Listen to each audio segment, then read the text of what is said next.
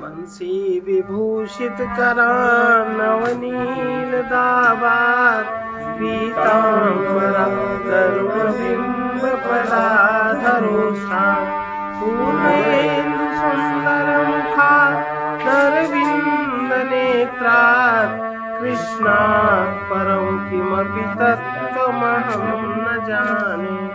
ओम यज्ञेन यज्ञमयजन्त देवास्तानि धर्माणि प्रजमान्य सन्नहतेहनाकं महिमानः सचन्त पूर्वे सायासन्ति। कल जो शंका थी उसका समाधान आचार्य जी बता रहे हैं। न तत्व मोरुभावार्थाव अस्मिन् सिद्धान्ततां गतौ अद्वैत बोधनायैव सा कक्षा काचिदिष्यते तत् और तुम पदों के ये अर्थ जो अर्थ ऊपर बता रहे हैं, ये तत् और तुम पदों के ये अर्थ हमें स्वीकार नहीं, मतलब ये अर्थ पूर्ण रूप से उचित नहीं है। केवल अद्वैत के बोध हेतु एक प्रकार से कक्षा में उनको समझने के लिए तो बताया जा सकता है, इसके अलावा इसको हम नहीं मानते। यद्यपि सांख्य मत में जीव को असंग कहा गया है, चित और विभु लक्षणों से युक्त माना गया है, और योग दर्शन में ईश्वर भी ऐसा ही स्वीकार्य है, किंतु वे जीव और ईश्वर का भेद यथार्थ और नित्य मानते हैं। ये जीव और ईश्वर का भेद यथार्थ मानते हैं, जबकि वेदांत ऐसा नहीं मानता और नित्य मानते हैं, वो सदा रहता है। कभी जीव और ईश्वर एक नहीं, ऐसा सांख्य और योग मानते हैं। वेदांत मत में ऐसा मान्य नहीं है। केवल व्यवहार में ईश्वर और जीव के बीच भेद, कल्पित भेद स्वीकार किया जाता है। परम सत्य तक पहुंचने के लिए अद्वैत वेदांत में अध्यारोप और अपवाद की विधि अपनाई जाती है। देहाभिमानी मनुष्य का देहाभिमान छुड़ाने के लिए जीवात्मा का प्रतिपादन कर उसी में आत्मभाव आरोपित किया जाता है कि जीव ही आत्मा किस प्रकार है। जीव भाव दृढ़ होने पर आत्मा का ज्ञान कराकर उसी में उसकी निष्ठा स्थापित कर दी जाती है। उसका जीव भाव स्वतः छुड़ा दिया जाता है या स्वतः छूट जाता है। आत्मज्ञानी व्यक्ति की निष्ठा ब्रह्म में बनाई जाती है। इसी प्रकार निरीश्वरवादी के मन में पहले ये सब सीढ़ियां हैं। जो ईश्वर को मानता ही नहीं, हम कुछ नहीं मानते, ये सब ढोंग है, ऐसा लोग कहते हैं ना। तो जो नहीं मानते तो उसको पहले देवोपासक को, जो निरीश्वरवादी के मन में पहले देवोपासना के प्रति निष्ठा उत्पन्न की जाती कि देवताओं को मानो, वो तुम जो चाहते हो तुमको मिलेगा, और मिलने लगता है वो, तो उसकी निष्ठा दृढ़ होने लगती है। फिर धीरे से उसमें श्रद्धा भी उत्पन्न होने लगती है। और इसी प्रकार देवोपासक को फिर ईश्वर की महिमा बताकर, जो देवताओं की उपासना करता है, फिर कामना की व्यर्थता बताकर, फिर ईश्वर की महिमा बताकर वो देवोपासना से उसको ऊपर की उपासना बताई जाती है। और ईश्वर उपासना में फिर उसकी निष्ठा हो जाती, उसकी बुद्धि उसमें स्थिर हो जाती, उसमें श्रद्धा लग जाती। फिर ईश्वर उपासक को ब्रह्म तत्व खोजने की प्रेरणा दी जाती कि ईश्वर को जब समझ गया, जान गया, उसके प्रति निष्ठा हो गई, श्रद्धा हो गई, अब कि भाई इससे और एक सीढ़ी ऊपर चलो, ब्रह्म, तब उसको ब्रह्म की तत्व खोजने की प्रेरणा देकर ब्रह्म ज्ञान में उसको स्थित किया जाता है। यही अध्यारोप अपवाद विधि कहलाती है। इसकी विभिन्न कक्षाएं होती हैं। इसकी एक कक्षा में जीव और ईश्वर का भेद स्वीकार किया गया है, लेकिन वो परम सत्य नहीं माना गया। केवल समझने के लिए उसको शुरू में बताया जाता है। अनादि मायया भ्रांता जीवेशौ सुविलक्षणौ मन्यन्ते तद्व्युदासाय केवलं शोधनं तयोः केवलम शोधन। अनादि माया के कारण जो मनुष्य भ्रांति में पड़ गया, ऐसे जीव और ईश्वर को अत्यंत भिन्न मानते हैं। अनादि माया के कारण भ्रांति में पड़े हुए मनुष्य जीव और ईश्वर को अत्यंत भिन्न मानते हैं। इस भ्रांति को मिटाने के लिए तत् और तुम पदों का शोधन किया जाता है। जीव अनादि काल से भ्रांति में पड़ा है। अब भ्रांति में देख लो कितना बड़ा झगड़ा हो रहा है। भ्रांति तो है, और उस भ्रांति में अपने अहंकार, अपनी जिद के कारण से, अपनी मान्यता के कारण से ना वो उनको समझ रहा, ना वो उनको समझ रहे। कितने बेचारे जीवों की हत्या हो रही, कितना नुकसान हो रहा है। सारे विश्व में कैसे कैसे सब भयभीत हैं। ये क्या है? ये भ्रांति ही तो है। जीव अनादिकाल से भ्रांति में पड़ा, शुभ अशुभ कर्म करता हुआ अपने कर्मानुसार उच्च नीच योनियों में सुख दुख भोगता चला आ रहा है। यही प्रक्रिया चल रही। बहुत बार वो अपने को जन्मने मरने वाला शरीर मात्र मानता है। उसे न जीव का ज्ञान होता है और न ईश्वर का। सामान्य जीवों की यही स्थिति है। 99% लोगों की यही स्थिति है। वो अपने को शरीर ही तो मानते हैं और जन्मने मरने वाला मानते हैं। उसे न जीव का ज्ञान होता है, न ईश्वर का ज्ञान होता है। वो अपने को जन्मने मरने वाला शरीर मात्र मानता है। कभी अगर पुण्य उदय हो जाए, कभी पुण्य ऐसे उदय हो जाए, और ऐसे पुण्य उदय हो जाए कि उसको सही में सत्संग मिल जाए, सच में जिसको सत्संग कहते हैं वो उसको मिल जाए, और वो सत्संग समझने की बुद्धि उसमें हो, उसमें जीव और ईश्वर की व्याख्या हो। ऐसा सत्संग जिसमें जीव और ईश्वर की व्याख्या हो, तत्व ज्ञान वाला सत्संग उसको मिल जाए, और जीव और ईश्वर की व्याख्या हो और उसका बोध उसको हो जाए। बहुत काल तक वो अपने इसी बोध को परम सत्य समझता रहता है। समझने के बाद वो ईश्वर की उपासना कर सुखी हो जाता है, शांति पा लेता है। किंतु वो अभी अज्ञान उसका नहीं छूटता, अज्ञान के बंधन से मुक्त नहीं होता। ईश्वर की कृपा से जब उसे कभी सद्गुरु मिलते हैं, और सद्गुरु में भी अगर उनके ज्ञान के प्रति निष्ठा श्रद्धा हो, सद्गुरु मिल गए और आपकी उनके प्रति श्रद्धा उनके उस सात्विक स्तर की नहीं है, आप पीछे पीछे घूम रहे हो।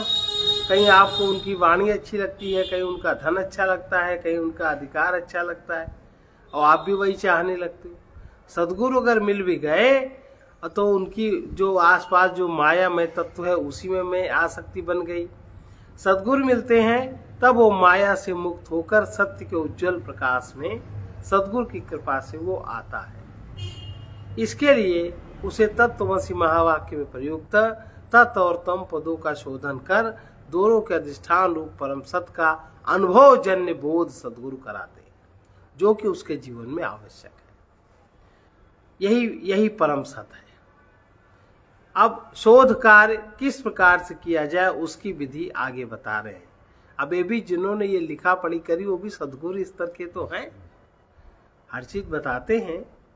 अतएवात्र दृष्टान्तो योग्या प्राक् सम्यगीरिता, योग्या प्राक् सम्यगीरिता। घटाकाश महाकाश, घटाकाश महाकाश, जलाकाशाब्रखात्मकः, जलाकाशाब्रखात्मकः। इसलिए इस शोध के हेतु पहले घटाकाश बताते हैं। घटाकाश क्या है? महाकाश, फिर जलाकाश, फिर मेघाकाश का योग दृष्टांत भली भांति पहले ये बात कही जा चुकी है।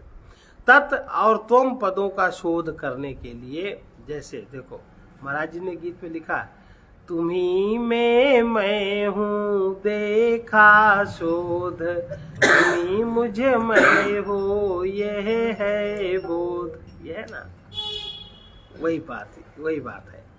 तत् और त्वम मतलब मैं तुम्ही में हूं, तत्, और तुम मुझ में हो, त्वम हो गया। तत् और त्वम पदों का शोध करने में घटाकाश आदि का दृष्टांत बहुत उपयोगी है। अब इसमें ये पीछे कहा जा चुका है। वहाँ 4 प्रकार के आकाश बताए गए थे। एक घटाकाश, महाकाश, जलाकाश, मेघाकाश। घट से परिच्छिन्न आकाश घटाकाश कहलाता है। अपरिच्छिन्न व्यापक आकाश महाकाश कहलाता है। जल से भरे घट में प्रतिबिंबित आकाश जलाकाश है और मेघ में प्रतिबिंबित आकाश मेघाकाश कहलाता है। इन चारों आकाशों का संबंध अगले श्लोक में बता रहे हैं। इन चारों का आपस में क्या संबंध है? जलाभ्रोपाद्य दीने ते, जलाभ्रोपाद्य दीने ते, जलाकाशाभ्रकेतयो, जलाकाशाभ्रकेतयो, आधारौ तु घटाकाश, आधारौ तु घटाकाश, महाकाशौ सुनिर्मलौ, महाकाशौ सुनिर्मलौ। जलाकाश और मेघाकाश दोनों जल रूप और मेघ रूप उपाधि के अधीन है। उनके आधारभूत घटाकाश और महाकाश अति निर्मल है, शुद्ध है। अब जीव और ईश्वर दोनों के स्वरूप का विवेचन करने के पूर्व हमें आकाश का दृष्टांत भली भांति समझने का प्रयास करना चाहिए।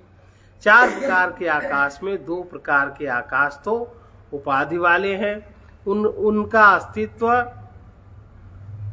और 2 प्रकार के आकाश बिना उपाधि वाले हैं। जलाकाश की उपाधि जल है, उसका अस्तित्व जल पर निर्भर है। मेघाकाश की उपाधि मेघ है, वो भी मेघ पर निर्भर है। किंतु जो घटाकाश है अपनी सत्ता से विद्यमान है। महाकाश भी उपाधि रहित अपनी सत्ता में स्थित है। अपनी उपाधि के नष्ट होने पर जलाकाश और मेघाकाश दोनों नष्ट हो जाते हैं और इसलिए वे मिथ्या हैं। घटाकाश महाकाश अपनी सत्ता से विद्यमान होने के कारण सत्य है। जलाकाश मेघाकाश नष्ट हो जाते हैं जहां इनकी उपाधि नष्ट हुई, लेकिन घटाकाश और महाकाश ये अपनी सत्ता से विद्यमान होने के कारण सत्य है, ये कभी नष्ट नहीं होते। एवमानंद विज्ञानमयो, एवमानंद विज्ञानमयो, मायाधियोरवशौ, मायाधियोरवशौ, तदधिष्ठानकूटस्थ, तदधिष्ठानकूटस्थ, ब्रह्मणि तु सुनिर्मले, ब्रह्मणि तु सुनिर्मले। उसी प्रकार आनंद, आनंदमय ईश्वर और विज्ञानमय जीव माया और बुद्धि की उपाधि के वश में है। आनंद में ईश्वर माया के वश में है और विज्ञान में जीव बुद्धि की उपाधि के वश में है। जैसे वहां जलाकाश उपाधि थी और मेघाकाश उपाधि थी, ऐसे यहाँ आनंदमय ईश्वर और विज्ञान में जीव माया और बुद्धि की उपाधि के वश में है और उनके अधिष्ठान रूप ब्रह्म और कूटस्थ दोनों अति निर्मल हैं। 4 प्रकार के आकाश की भांति चैतन्य भी 4 प्रकार का है, कूटस्थ और ब्रह्म, विज्ञानमय जीव, आनंदमय ईश्वर। इनमें पहले 2 निरुपाधिक हैं, कूटस्थ ब्रह्म, इनमें कोई उपाधि नहीं है, और दूसरे विज्ञानमय जीव और आनंदमय ये दोनों सोपाधिक है, उपाधि सहित है। जलाकाश और मेघाकाश की भांति जीव और ईश्वर अपनी उपाधि पर निर्भर, परतंत्र और मिथ्या है। स्पष्ट हुआ, जीव और ईश्वर परतंत्र और मिथ्या है। घटाकाश और महाकाश की भांति कूटस्थ ब्रह्म उपाधि रहित, स्वतंत्र और सत है। दृष्टांत में घटाकाश यद्यपि घट से परिच्छिन्न प्रतीत होता है, किंतु अखंड महाकाश को घट विभक्त नहीं कर सकता और घटाकाश तथा महाकाश में कोई भेद भी नहीं है। इसी प्रकार कूटस्थ और ब्रह्म भी भिन्न नहीं है। वस्तुतः सत्स्वरूप एक अद्वितीय ब्रह्म ही सर्वत्र विद्यमान है, उसमें आरोपित समस्त भेद मिथ्या है। एतत् कक्षोपयोगेन सांख्ययोगौ मतौ यदि, सांख्ययोगौ मतौ यदि, देहो अन्नमय कक्षत्वात्, देहो अन्नमय कक्षत्वात्, आत्मत्वेनाभ्युपेयताम् आत्मत्वेनाभ्युपेयताम्।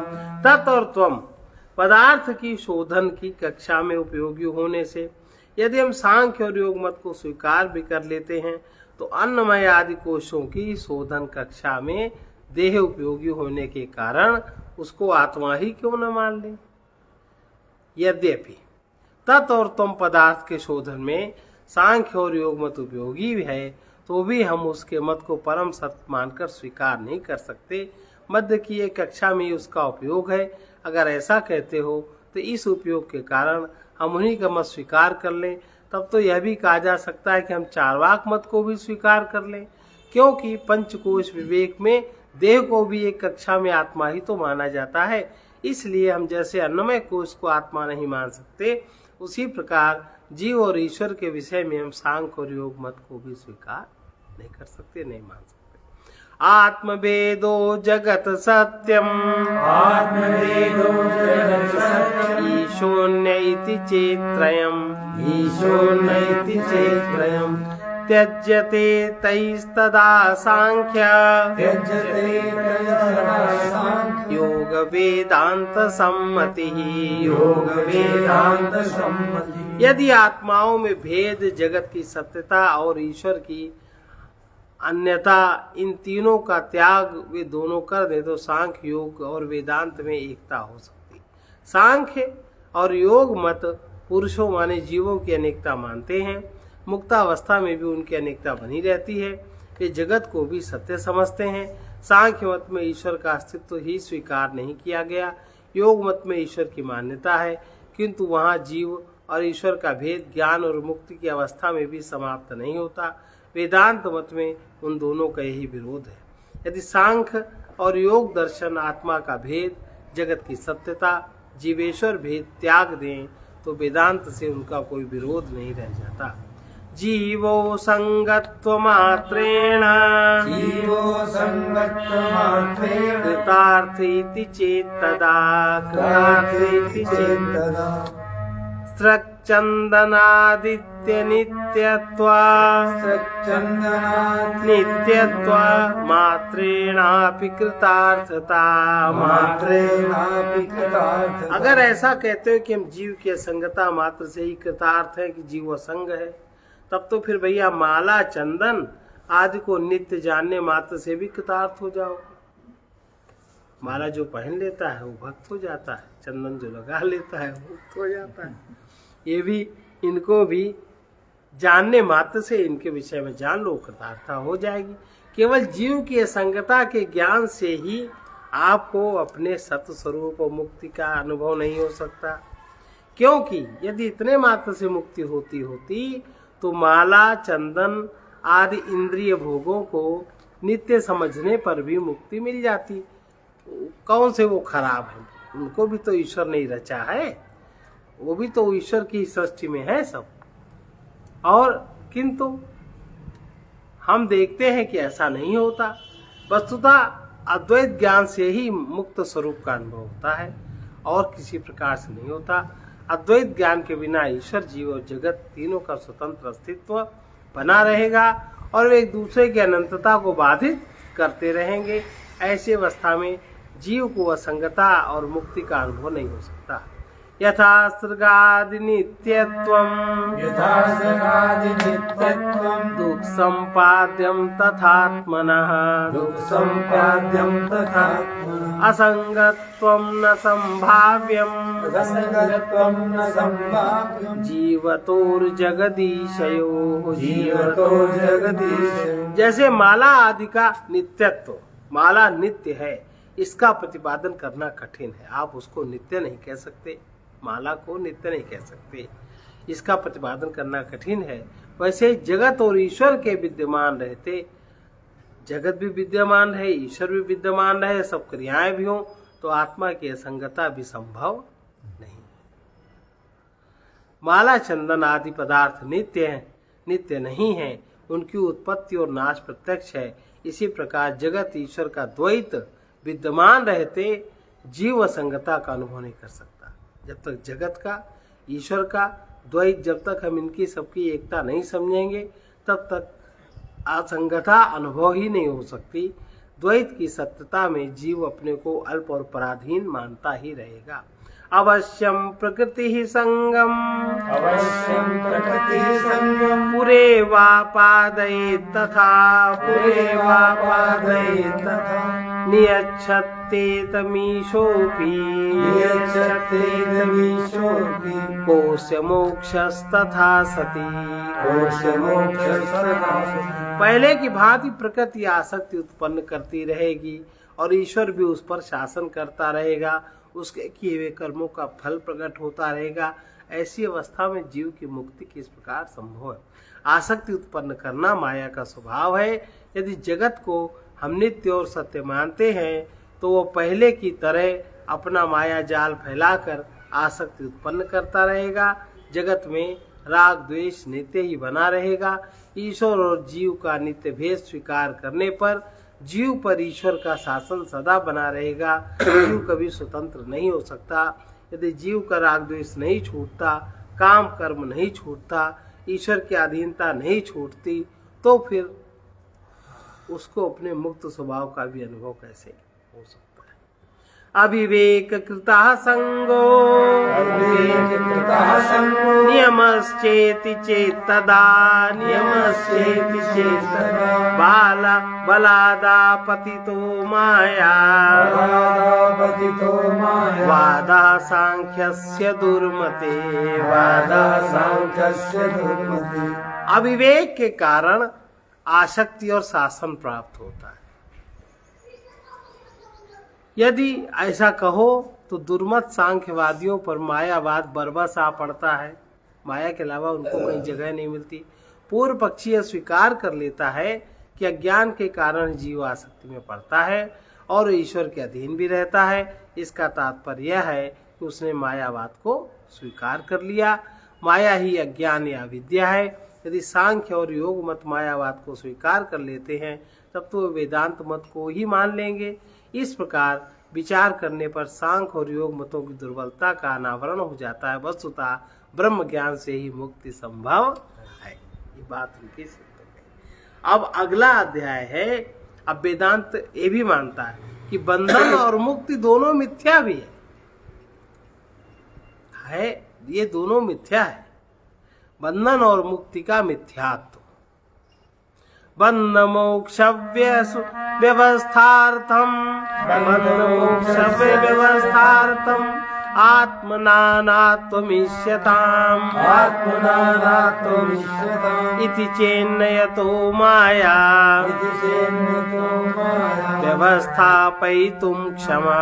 व्यवस्थापयितुं क्षमा। बंधन और मुक्ति की व्यवस्था करने के लिए आत्मा की अनेकता स्वीकार करना आवश्यक नहीं है, क्योंकि वो व्यवस्था करने के लिए माया समर्थ है। माया तो आत्मा को वैसी भी अनेक दिखा देगी। सांख्य मत में पुरुषों की अनेकता मानने का यही कारण बताया गया है कि जिस पुरुष को ज्ञान होगा वही मुक्त होगा, अन्य पुरुष मुक्त नहीं होंगे। यदि एक पुरुष बंधन में पड़ेगा तो अन्य पुरुष पर उसका प्रभाव न पड़ेगा। हर पुरुष अपना अपना दुख भोगेगा।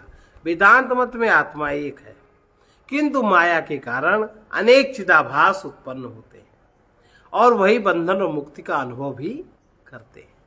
अज्ञान दशा में चिदाभास रूप जीव अनेक हैं, किंतु ज्ञान प्राप्त होने पर सत्स्वरूप आत्मा एक है। यही आत्मा सर्वात्मा परमात्मा या ब्रह्म, ये वेदांत का मत।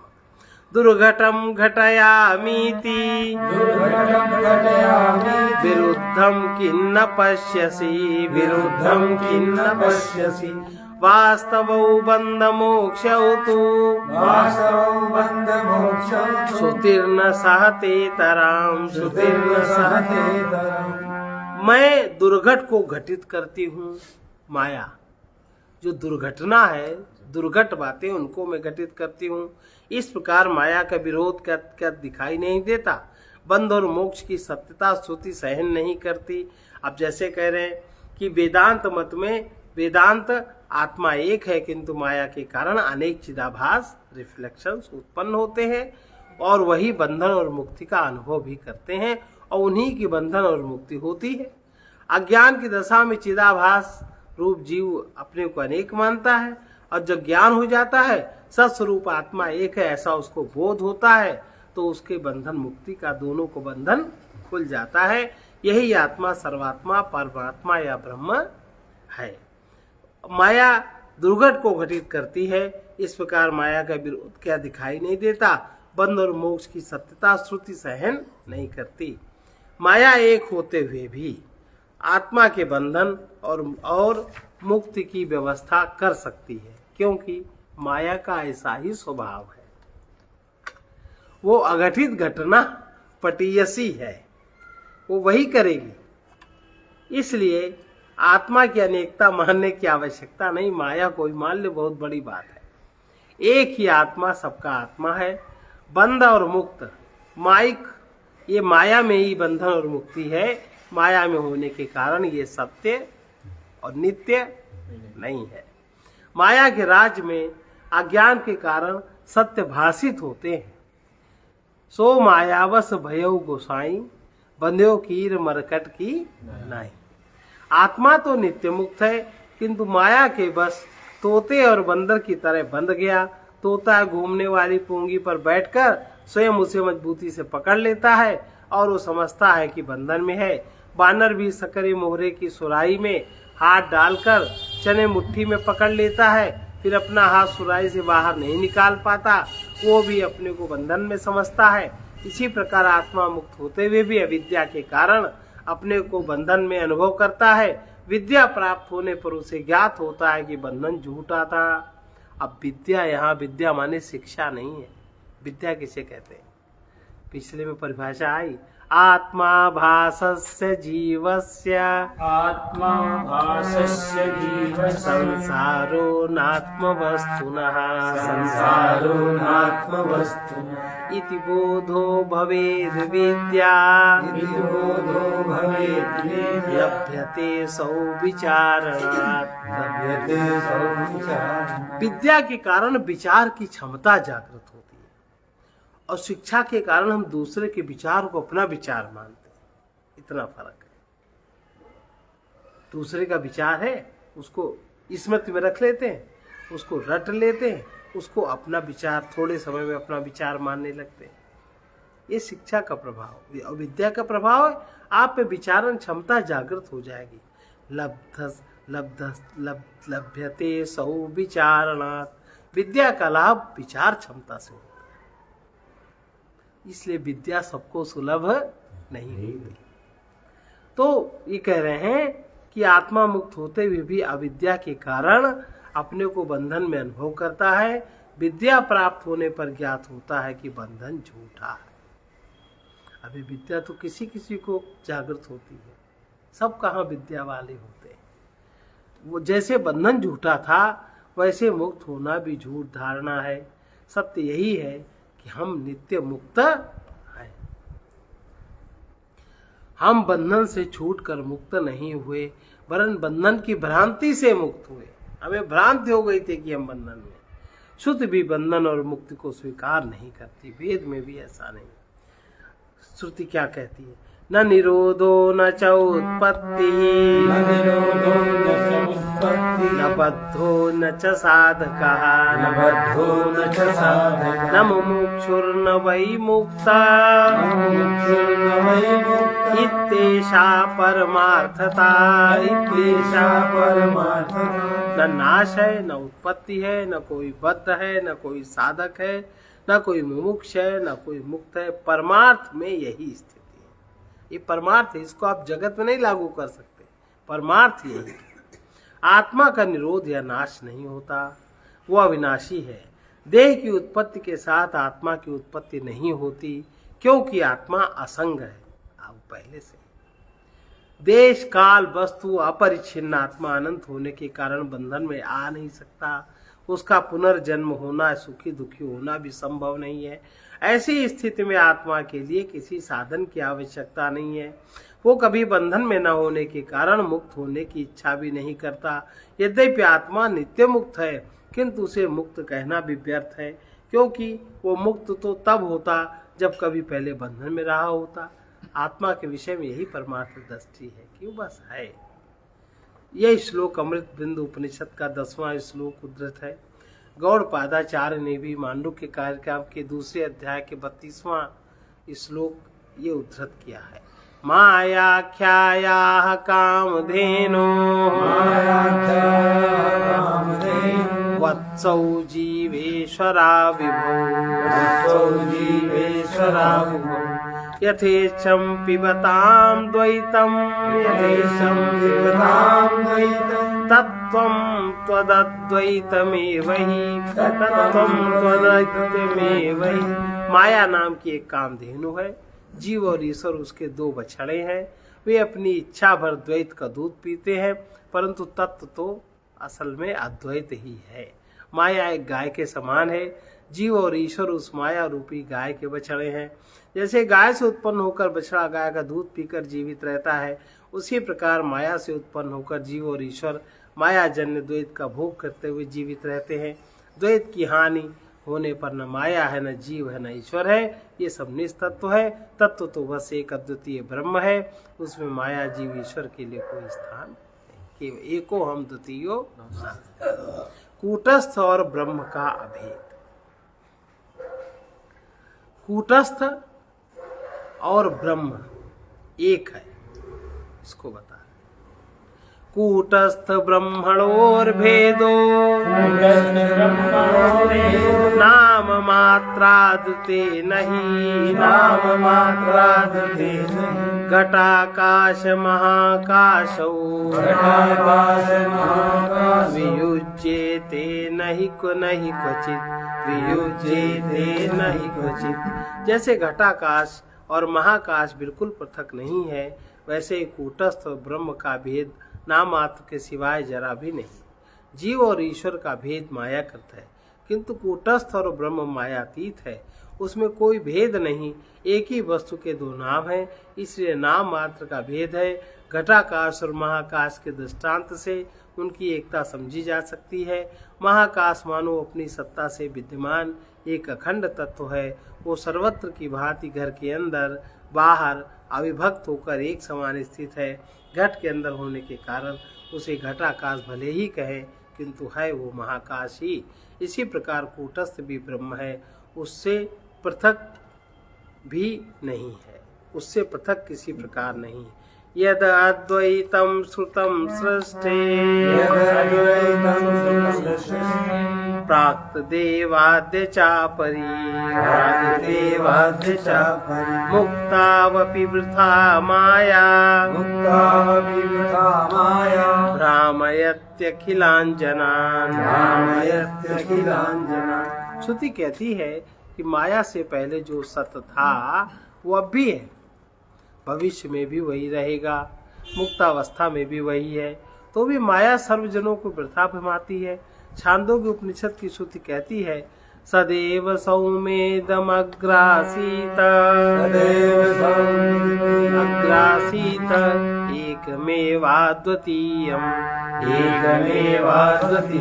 हे सौम्य, इस जगत के उत्पन्न होने के पहले एक ही सत्य था, अतः सृष्टि के पूर्व ब्रह्म की अद्वितीयता सिद्ध है।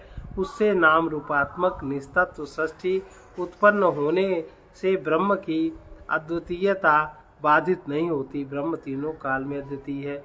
यद्यपि सत्य यही है, किंतु माया के प्रभाव से मनुष्य भ्रम में पड़ जाता है, लेकिन ज्ञानी पुरुष का पर इस माया का प्रभाव नहीं पड़ता। इसलिए ज्ञानी की दृष्टि और अज्ञानी की दृष्टि में फर्क है। ज्ञानी जिस प्रकार देखता है, अज्ञानी उस प्रकार नहीं देख सकता। अज्ञानी हर चीज मान के चलता है, ज्ञानी हर चीज जान के चलता है। इतना ज्ञानी और अज्ञानी की दृष्टि। ए वदन्तीथ में तेपि भ्राम्यन्ते विद्यात्र किम् न यथा पूर्वमेतेषाम् अत्र भ्रांतेरदर्शनात्। जो ऐसा कहते हैं वे भी भ्रम में पड़े रहते हैं। फिर इस विद्या से क्या लाभ? न वे पूर्व की भांति संसार में भ्रम में नहीं देखे जाते। कुछ लोग यह सब जानते हैं कि ब्रह्म सत्य है, वही अपना सत्य स्वरूप है, जगत मिथ्या है, फिर भी वे संसार के राग द्वेष और सुख दुख के जाल में पड़े दिखाई देते हैं। वे अज्ञानी पुरुषों की भांति भ्रमते रहते हैं। उनके जीवन में विद्या से कोई लाभ नहीं होता, ऐसा समझना ठीक नहीं। तत्व ज्ञान का प्रभाव चित्त पर अवश्य पड़ता है। वो अपने प्रारब्धवश भौतिक आसक्तियों में पड़ा भले ही दिखाई दे, किंतु उसकी दृष्टि अज्ञानी मनुष्य के समान नहीं रह जाती। वो संसार में रहते हुए भी अनासक्त रहते हैं। ऐहिका मुष्मिका सर्वः संसारो वास्तवस्ततः न भाति नास्ति चाद्वैत मिथ्य ज्ञानी विनिश्चयः यह लोक और परलोक का सभी संसार सत्य है, इसलिए अद्वैत न भाषित होता है और न है ये अज्ञानी का निश्चय। ज्ञानी और अज्ञानी की दृष्टि में बहुत अंतर है।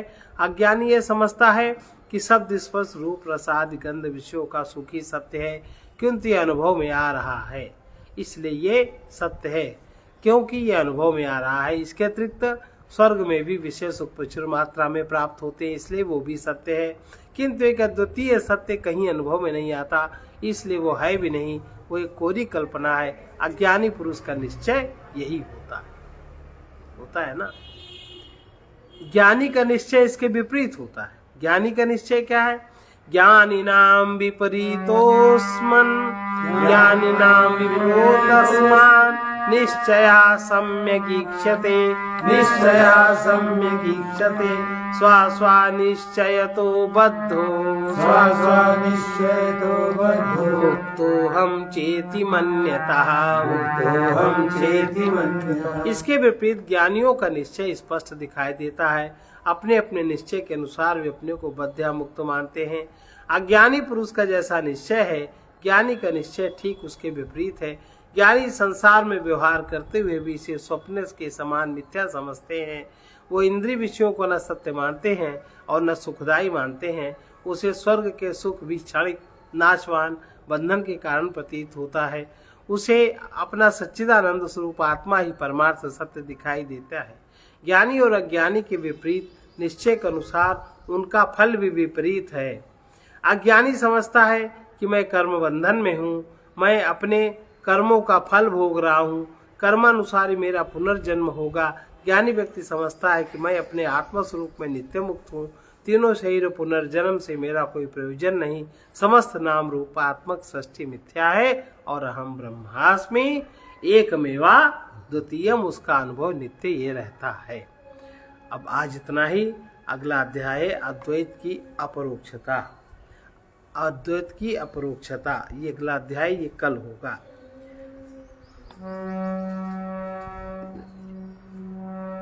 सर्वे भवन्तु सुखिनः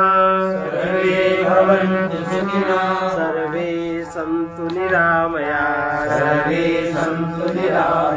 सर्वे भद्राणि पश्यन्तु मा कश्चित् दुःखभाग् भवेत्। प्रभु जी तुम सब उर्वासी हो, प्रभु जी तुम सब उर्वासी हो, विनाशी में अविनाशी हो, विनाशी में अविनाशी हो। प्रभु जी तुम सब उर्वासी हो, प्रभु जी तुम सब उर्वासी हो, विनाशी में अविनाशी हो, विनाशी में अविनाशी हो। न पाते भोगी उनका भेद, न पाते भोगी उनका भेद,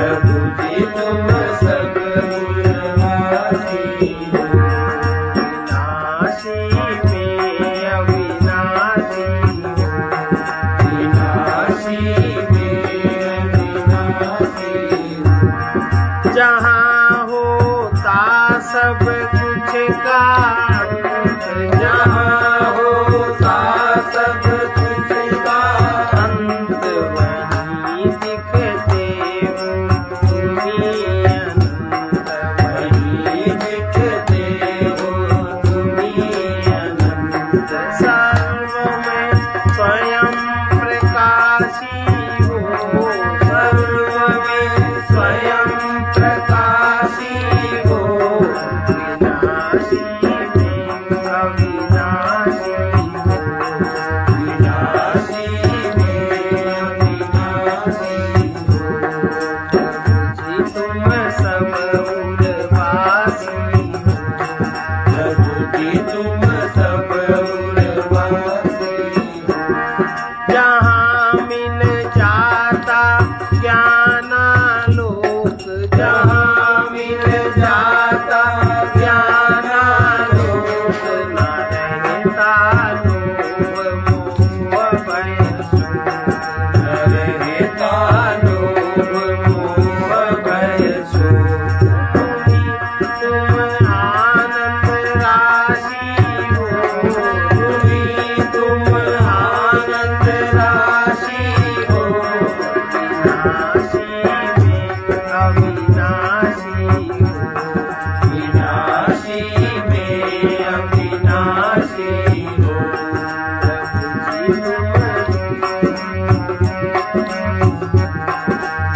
जी तुम सब उर्वासी हो, प्रभु जी तुम सब उर्वासी हो। प्रभु कृपा से मिटता ज्ञान, प्रभु कृपा से मिटता ज्ञान, अहम में मिलते नित्य महान, अहम में मिलते नित्य महान। चपल मन साज उदासी हो, चपल मन साज उदासी हो, विनाशी में अविनाशी हो, विनाशी में अविनाशी हो। प्रभु जी तुम सब उर्वासी हो, प्रभु जी तुम सब उर्वासी हो। तुम्हीं में मैं हूँ देखा शोध, तुम्हीं में मैं हूँ देखा शोध, तुम्हीं मुझ मैं हूँ यह है बोध, तुम्हीं मुझ मैं हूँ यह है बोध। पथिक सर्वात्म विलासी हो, पथिक सर्वात्म विलासी हो, विनाशी में अविनाशी हो, विनाशी में अविनाशी हो। प्रभु जी तुम सब उर्वासी हो, प्रभु जी तुम सब उर्वासी हो, विनाशी में अविनाशी हो, विनाशी में अविनाशी हो। संत वचन है, ना रहने वाली देह में रहने वाले को पहचान लो, ना रहने वाले सुख दुख में सुख दुख के प्रकाशक को जान लो, वही अविनाशी है। विषयों का रागी मन बाहर देखने सुनने के सुख में आसक्त होता है, प्रेम पूर्ण हृदय भीतर शांत में आनंद में तृप्त रहता है। ओम पूर्णमदः पूर्णमिदं पूर्णात् पूर्णमुदच्यते पूर्णस्य पूर्णमादाय पूर्णमेवावशिष्यते। ओम शांति शांति शांति।